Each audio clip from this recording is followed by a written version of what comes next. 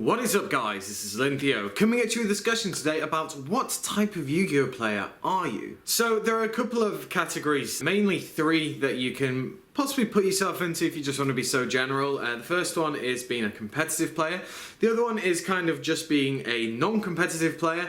And the other one is just more of a, I just play online really, and you can kind of say it's competitive or not, but does fall into the category of some people do just play on DN and Yu-Gi-Oh! Pro to just be a competitive player, but they don't actually invest any money into the game. So starting off with the competitive players, if you consider yourself a competitive player, you're one who will be playing possibly meta decks and also non-meta decks, but you will be trying to do the best that you can at different events, whether that be locals, regionals, nationals, or even the big tournaments like Euros, YCSs, and the World Championships. The level of understanding doesn't really categorize itself with just being, if you are a competitive player, then you know everything about the game, and no one else in the other categories does, because casual players still might have a good understanding of the game, slash a very good understanding, because they might have once been a competitive player but now are not. If you're a competitive player, as I said, you'll probably travel to these events and try and compete in the best way that you can. You'll always want maybe the most up-to-date cards and decks, and that means you'll probably want to shell out for these meta decks. If you are a casual player, then you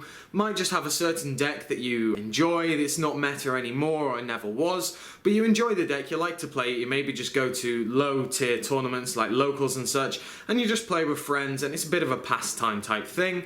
And if you are on the DN network trying to really just get your ratings up, but you don't have the money to invest in the cards, or you just don't want to invest the money into the cards, then you know you can be considered the slightly online competitive, let's say. Personally, I think I am more bordering on the competitive level. I do have a lot of non-technical, non-meta decks that I do enjoy, as you see with all my deck profiles that I put up. But I do think that I am on the verge of being competitive. I like to go to these big tournaments, and I do like to do the best that I can because it is a lot of fun.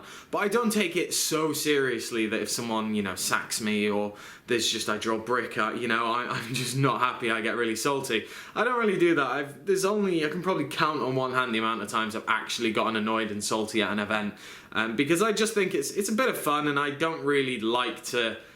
I suppose I'm just not really like that. If someone gets the card they want, they rip that limited cards or something like that, sure, hey, I don't mind, like, good for you. It's just the game, and that's just the gamble that you take in this game. There's always going to be a bit of a disagreement with what technically classes as a competitive meta player and what technically classes as a non-competitive player, because it's just down to the person. Some people can go in and out of being competitive and non-competitive and more casual, because it just depends on how someone wants to play the game, how they like the formats, how they like the cards that are out at that moment in time. It's always interesting to see how many people consider themselves to be a competitive player and who does, because everyone's different and everyone likes formats and dislikes formats. Like, I didn't like the spellbook format, but I still played in it because I had Herald and I had 3 vanities, and that was pretty decent, and I did very well against Dragon Rulers, for example. But it does all depend on the actual meta, I feel,